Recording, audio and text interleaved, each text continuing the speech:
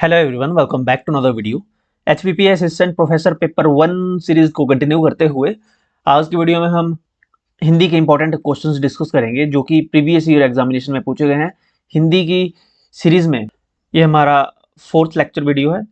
Okay, इससे पहले 3 videos out हो चुकी हैं। अगर आपने वो नहीं देखी हैं तो आप उनको हिंदी एचपीपीएससी पेपर 1 की सेपरेट प्लेलिस्ट है हिंदी के लिए, उसको आप देख सकते हो। लिंक वीडियो की डिस्क्रिप्शन में और फर्स्ट कमेंट में आपको डाल दूंगा।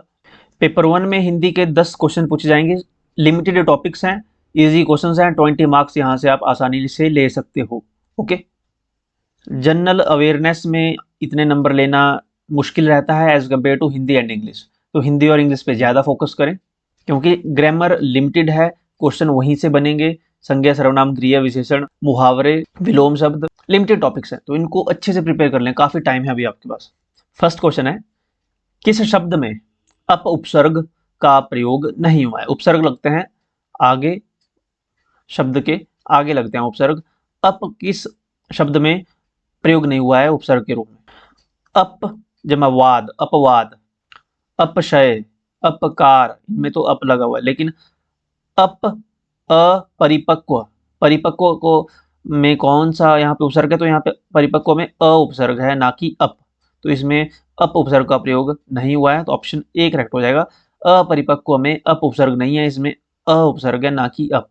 ओके, तो ऑप्शन ए करेक्ट हुआ। जब भी आप उपसर्ग करें तो ऐसा देखें कि जो उपसर्ग है उसको ब्रेक करके जो एक्स्ट्रा शब्द बच रहा है, जो जिसके साथ शब्द जुड़ा हुआ है, जैसे अपरिपक्व में अ जमा परिपक्व है, तो जो शब्द टूट के बन रहा है उसका कोई मीनिंग निकलना चाहिए, उसकी कोई सेंस निकलनी चाहिए। अगर उसकी कोई सेंस नहीं बन रही है तो वो उपसर्ग परफेक्ट नहीं बन रहा है, उसको तोड़ के। ओके, जैसे अब तो यहाँ पे बन रहा है लेकिन रिपक्व बच रहा है, रिपक्व को कोई मीनिंग नहीं है। ओके, अ को अलग करके परिपक्व बन रहा है, परिपक्व का आपको पता है मैच्योर। ओके, तो ऐसे आपको ब्रेक करना है। ये आपको कॉमन सेंस लगा के अगर आप इसको समझेंगे तो बहुत ईजी है, ये रट्टा इसमें नहीं लगेगा बिल्कुल भी। अगला क्वेश्चन है, सरकारी गोदामों में ढेर सा अनाज भरा पड़ा है। सरकारी गोदामों में ढेर सा अनाज भरा पड़ा है। रेखांकित पद में विशेषण का भेद है। ढेर सा अनाज पड़ा है, ढेर सा है लेकिन अनाज भरा पड़ा है, एक वचन में है, एक वचन में है। ओके, जब ऐसा हो कि एक वचन में हो और ढेर सा, संज्ञा या सर्वनाम का यहाँ पे के परिमाण का यहाँ पे बोध हो रहा है कि ढेर सा है लेकिन एक वचन में है, तो ये परिमाणवाचक विशेषण है। परिमाणवाचक।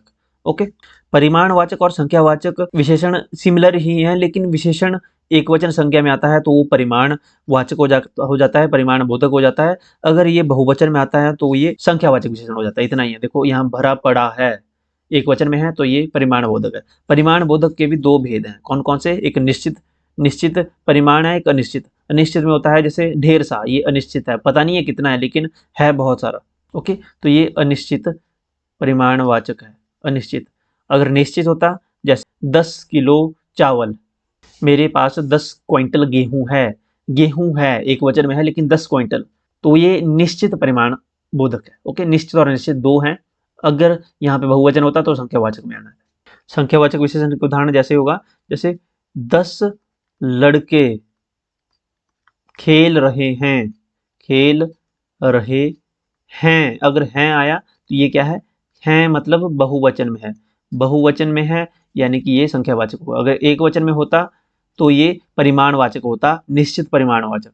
यही डिफरेंस है संख्यावाचक और परिमाणवाचक में। बहुत इजी है और ध्यान रखने में भी एक वचन और बहुवचन का ही डिफरेंस है। अब ऐसा तो हो नहीं सकता कि 10 लड़के खेल रहा है, लेकिन ऐसा हो सकता है कि 10 किलो घी मेरे पास है, 10 किलो घी मेरे पास है एक वचन है, 10 किलो घी, तो घी 10 किलो घी क्या आ गया? ये परिमाणवाचक आ गया। 10 लड़के खेल रहे हैं तो ये बहुवचन है, संख्यावाचक में आएगा। ऐसे आप इनको डिफ्रेंशिएट कर सकते हो। नेक्स्ट क्वेश्चन है, जब कामदेव की पत्नी रति ने अपना सम्मोहक जादू चलाया, रेखांकित पद में कारक का भेद क्या है? जब कामदेव की पत्नी, संबंध है कामदेव की पत्नी, इनका संबंध है ना।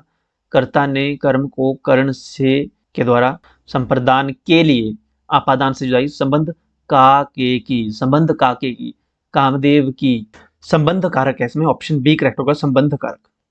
बात यहाँ पे कारक की हो रही है। कारक के कितने भेद हैं? कारक के भेद हैं हमारे 8 भेद हैं कारक के। संप्रदान के साथ आता है संप्रदान से, कर्ता के साथ आता है कर्ता ने, संबंध के साथ आता है का आ गया, के आ गया, की आ गया, रा रे री ना ने नी, ऐसे। ओके, नेक्स्ट क्वेश्चन है, इस देश में आज भी जयचंदों की कमी नहीं है। रेखांकित पद संज्ञा का भेद है।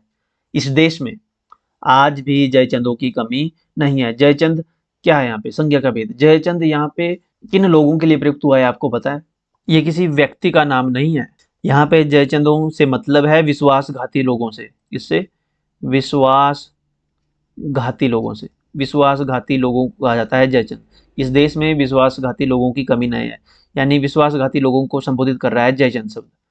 तो ये क्या होगा? ये जातिवाचक संज्ञा होगा। एक जाति के लोगों के, एक टाइप, एक ग्रुप ऑफ टाइप, एक ग्रुप है लोगों का, स्पेशली ओके, एक टाइप है लोगों का, जैसे विश्वासघाती लोग। इस प्रकार के लोगों की जब बात होती है तो एक जाति है, ये एक जातिवाचक संज्ञा है। ओके, ऑप्शन ए करेक्ट होगा। व्यक्तिवाचक संज्ञा में कैसे एग्जांपल आएंगे? व्यक्तिवाचक संज्ञा में आएंगे जैसे किसी का प्रॉपर जो नेम होगा, किसी का, किसी स्थान का नाम है, किसी टाउन का नेम है प्रॉपर, जैसे कि हमने बोल लिया शिमला। तो शिमला क्या है? एक प्रॉपर नाउन है, व्यक्तिवाचक संज्ञा है। हमने बोल दिया river Sutlej. Sutlej is longest river in Himachal Pradesh. तो सतलुज क्या है? ये व्यक्तिवाचक संज्ञा है, यानी प्रॉपर नाउन है। इस प्रकार से ओके, प्रॉपर नाउन में। भाववाचक संज्ञा में क्या होता है? भाववाचक संज्ञा में आपको भाव नजर आएगा। अब्स्ट्रैक्ट नाउन कहते हैं इसको। इसमें किसी भाव, गुण, दस आदि का ज्ञान होता है। ओके, किसी का भाव आएगा, गुण आएगा, क्वालिटी होगी। ओके, जैसे कि हो गई मिठास हो गई, या गुस्सा हो गया, प्यार। ओके, इस प्रकार से। नेक्स्ट क्वेश्चन है, जिस वाक्य में कोई सामान्य कथन या सूचना होती है उसे कहते हैं। जिस वाक्य में कोई सामान्य कथन या सूचना होती है, ऐसे वाक्य, जिन वाक्यों में कोई सामान्य कथन या सूचना होती है उन्हें हम विधानवाचक वाक्य कहते हैं। ऑप्शन बी करेक्ट होगा। विधानवाचक वाक्य यानी असर्टिव सेंटेंस, इंग्लिश में कहें अगर असर्टिव सेंटेंस। एग्जाम्पल के लिए जैसे मैंने खाना खाया, बारिश हो रही है, अभिषेक खेल रहा है। तो ये असर्टिव सेंटेंस है, विधानवाचक वाक्य है, सिंपल वाक्य। ओके, सूचनावाचक कोई भी वाक्य नहीं है। यहाँ सूचना शब्द दिया गया था इसलिए सूचनावाचक वाक्य बना दिया गया है कि जो तुक्का लगाते हैं वो सूचनावाचक वाक्य में टिक कर सकें और क्वेश्चन उनका गलत हो सके। तो आपने ऐसे ट्रैप में नहीं फंसना है। आपको पता होना चाहिए कि वाक्य के अर्थ के आधार पर, वाक्य के अर्थ के आधार पर कितने भेद हैं। अर्थ के आधार पर वाक्य के टोटल 8 भेद हैं। कौन कौन से हैं? विधानवाचक है, संकेतवाचक है, इच्छावाचक, प्रश्नवाचक, आज्ञावाचक, निषेधवाचक, संदेहवाचक, विस्मय दिबोधक या फिर एक्सक्लेमेटरी सेंटेंस जिसको बोलते हैं। ओके, कथनवाचक भी कोई वाक्य नहीं है। संकेतवाचक वाक्य को इंग्लिश में कहते हैं कंडीशनल सेंटेंस। कंडीशनल इंग्लिश में याद रखेंगे तो आप भूलेंगे नहीं, इंग्लिश और हिंदी में दोनों में हो जाएगा। कंडीशनल सेंटेंस, कंडीशनल सेंटेंस में क्या होता है? जिनमें शर्त हो, सिंपल सी बात है, जिनमें शर्त हो। जैसे कि यदि परिश्रम करोगे तो अवश्य सफल होगे, अगर गर्मी होती तो बुरा हाल होता, अगर ठंड होती तो मजा आ जाता। इस प्रकार से कंडीशनल, जिनमें कंडीशन छुपी हो, शर्त छिपी हो जिनमें। ओके, तो ये संकेतवाचक वाक्य कहलाते हैं। संदेहवाचक वाक्य, संदेहवाचक वाक्य में क्या होता है? संदेहवाचक वाक्य में ऐसे सेंटेंस जिनमें डाउट इंडिकेट होता है, जैसे कि हो सकता है कि आज वो चला जाए, शायद आज वर्षा हो, शायद आज वर्षा हो जाए। इस प्रकार सेंटेंस शायद, तो इसमें संदेह है, हो सकती है, नहीं भी हो सकती है, शायद। ओके, ये संदेहवाचक वाक्य है। अर्थ के आधार पर वाक्य के 8 भेद हैं और रचना के आधार पर वाक्य के कितने भेद हैं? रचना के आधार पर वाक्य के, रचना के आधार पर वाक्य के भेद हैं 3। कौन कौन से? जो आपने पढ़े हैं, सरल वाक्य, संयुक्त वाक्य और मिश्रित वाक्य या मिश्र वाक्य। इंग्लिश में सिंपल सेंटेंस, कंपाउंड सेंटेंस और कॉम्प्लेक्स सेंटेंस। नेक्स्ट क्वेश्चन है, प्रभात होते ही नीलमणि पर्वत पर फिलिंग द ब्लैंक्स फैल गया। रिक्त स्थान की पूर्ति हेतु उचित विकल्प है। प्रभात होते ही नीलमणि पर्वत पर आतप फैल गया। आतप, आतप एक संस्कृत शब्द है। ये, इसका मतलब क्या होता है? आतप का मीनिंग होता है धूप। क्या होता है? सूर्य का प्रकाश, धूप, धूप।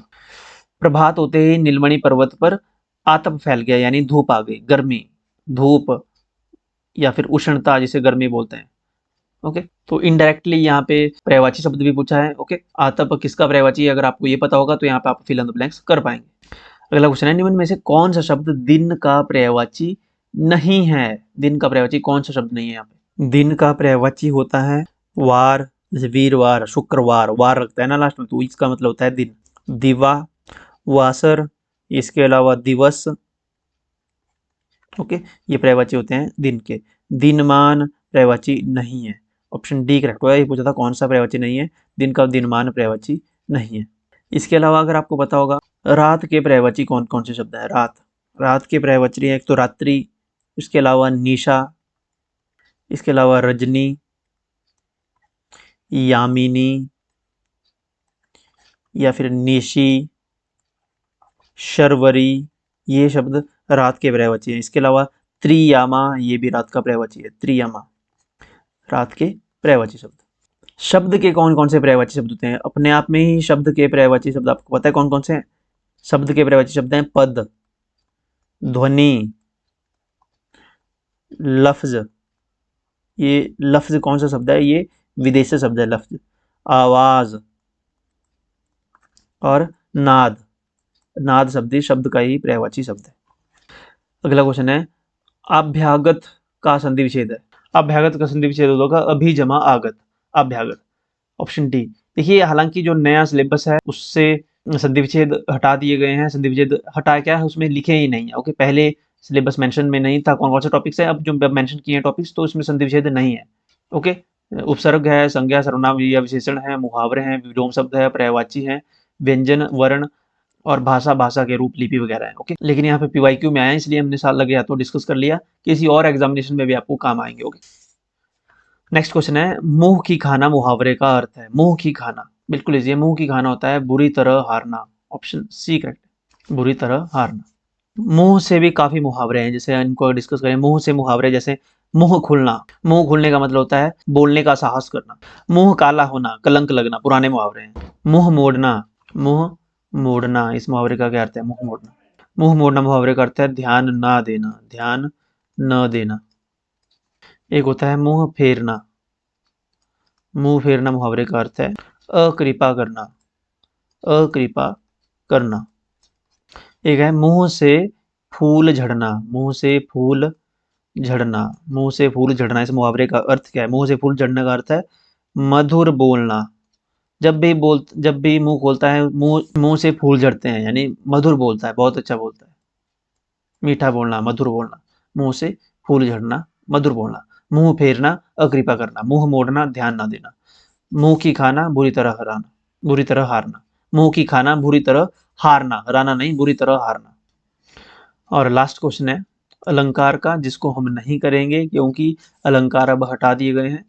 अगर देखें, स्वार्थ समीर चली ऐसी, सब प्रेम दीप बुझाए, कौन सा अलंकार है? तो ये रूपक अलंकार है, ऑप्शन बी करेक्ट होगा। Okay, so that's it. ऐसे ही 10 क्वेश्चन आपको एग्जामिनेशन में देखने को मिलेंगे।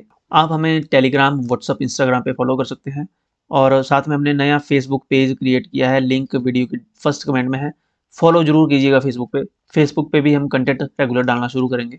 अपना फीडबैक आप कमेंट सेक्शन में जरूर लिख सकते हो, आपका क्या सुझाव है, आप क्या चाहते हैं आने वाली वीडियोज़ के रिगार्डिंग, तो कमेंट में जरूर लिखिएगा, कमेंट सेक्शन ओपन है। जिस भी टॉपिक, जिस भी सब्जेक्ट के ऊपर आपको वीडियो चाहिए उस सब्जेक्ट का आप नाम लिख सकते हैं कमेंट में। ओके, वीडियो को लाइक जरूर करें। इंग्लिश की आपकी क्वायरी आ रही है कि इंग्लिश की वीडियोस लाई जाएं, तो इंग्लिश की वीडियो बहुत जल्द आपको चैनल पे देखने को मिलेगी और रेगुलर देखने को मिलेगी एचपीपीएससी पेपर 1 के सिलेबस के अकॉर्डिंग। चैनल सब्सक्राइब नहीं किया तो मेक श्योर चैनल को सब्सक्राइब कर लें। बहुत सारे हमारे व्यूअर्स ऐसे हैं जो वीडियोस तो रेगुलर देखते हैं, क्योंकि एनालिटिक्स में ये पता लगता है कि सब्सक्राइबर जो हमारे हैं वो तो वीडियो देखते हैं, लेकिन बहुत सारे व्यूअर्स ऐसे हैं, लगभग 65% लोग ऐसे हैं जो जिन्होंने सब्सक्राइब नहीं किया और जो रेगुलर वीडियोस देखते हैं। तो यार अगर आप सब्सक्राइब करेंगे तो हमें मोटिवेशन मिलेगी, हम और ज़्यादा क्वांटिटी में और ज़्यादा अच्छी क्वालिटी में वीडियोस आपके लिए डालते रहेंगे। तो मेक श्योर चैनल को सब्सक्राइब करें। मिलते हैं नेक्स्ट वीडियो में, ध्यान रखें अपना। Thank you so much.